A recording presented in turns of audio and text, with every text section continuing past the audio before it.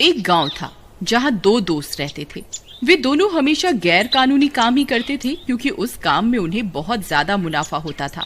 एक दिन शहर से बहुत बड़ा व्यापारी उनसे मिलने आता है। मुन्ना और जगीरा, मेरे पास तुम्हारे लिए एक बहुत बड़ा काम आया है।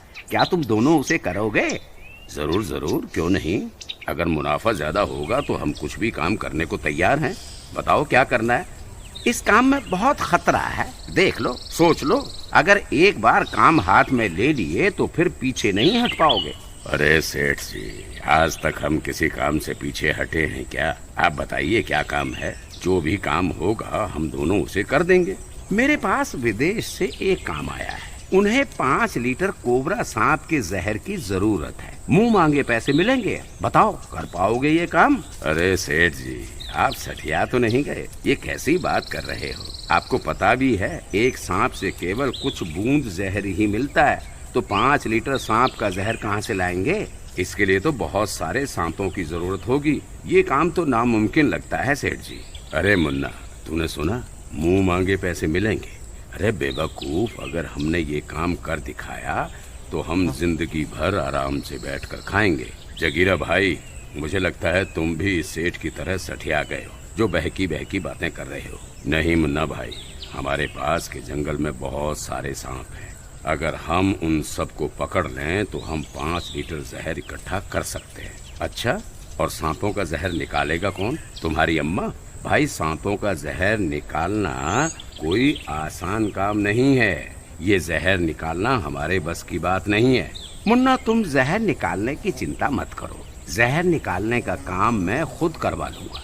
तुम बस सांपों को पकड़ने का काम कर दो, बाकी की जिम्मेदारी मेरी। ठीक है सेठ जी, हमें मंजूर है, लेकिन 5 लीटर जहर इकट्ठा करने के लिए कितने सांपों की जरूरत पड़ेगी? भाई, कम से कम 500 सांपों की जरूरत पड़ेगी। ठीक है सेठ जी, आप हमें 1 हफ्ते का समय दे दीजिए।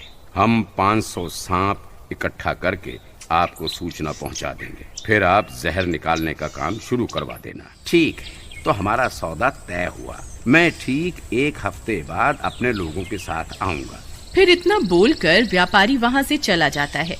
जगीरा भाई, मुझे लगता है हमने ये काम पकड़कर सही नहीं किया। इस काम में बहुत ज्यादा जोखिम है। अगर किसी सांप ने हमें डस लिया तो हमारा मरना तय है। तू डर मत यार, कुछ नहीं होगा। मेरे पास एक तरकीब है। आज रात को हम जंगल चलेंगे सांपों को पकड़ने के लिए। तुम तैयार रहना। फिर रात होने पर वे दोनों जंगल की ओर सांपों की तलाश में चल देते हैं। थोड़ी दूर चलने पर उन्हें कुछ सांप दिखाई देते हैं। वो देखो मुन्ना, वहाँ कुछ सांप हैं।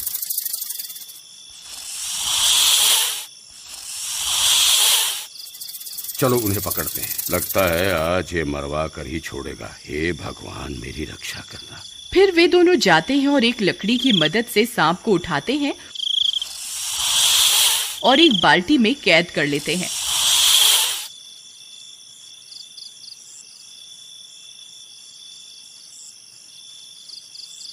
फिर वे थोड़ी दूर जाते हैं और कुछ और सांपों को भी बाल्टी में कैद कर लेते हैं। जगीरा भाई, मुझे लगता है हमने 100 सांप पकड़ लिए हैं। ये बाल्टी भी पूरी भर गई है। अब इस बाल्टी का क्या करें? हम इन सांपों को अपने साथ गांव नहीं ले जा सकते। अगर किसी ने देख लिया तो सारी जिंदगी जेल में सड़ना पड़ेगा। तुम सही कहते हो भाई। मेरे पास एक तरकीब है। हम यहीं जंगल में एक गड्ढा खोद देते हैं और इन सांपों को उस गड्ढे में कैद कर देंगे। फिर वे दोनों मिलकर एक बड़ा सा गड्ढा खोदते हैं और सारे सांपों को उस गड्ढे में डाल देते हैं और वापस अपने गांव आ जाते हैं। फिर अगले दिन मुन्ना भाई, कल तो हमने खूब सारे सांप पकड़ लिए। अगर ऐसे ही हमें सांप मिलते रहे तो हम 1 हफ्ते में 500 सांप तो पकड़ ही लेंगे। फिर पिछले दिन की तरह वह जंगल जाते हैं और बहुत सारे सांपों को पकड़ लेते हैं और उसी गड्ढे में कैद कर देते हैं। इसी तरह 1 हफ्ता बीत जाता है।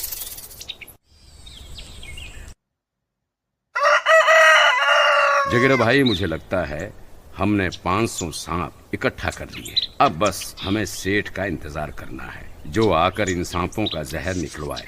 फिर हम माला माल हो जाएंगे। कुछ देर इंतजार करने पर उन्हें वह सेठ आता हुआ दिखाई देता है। वह सेठ अपने साथ कुछ लोगों को भी लाता है। मुन्ना और जगीरा, मुझे उम्मीद है तुमने अपना काम बखूबी निभा दिया होगा। हाँ सेठ जी, हमने तो अपना काम बखूबी कर दिया है। अब आप जहर निकालने का काम करो और हमें हमारे पैसे दो।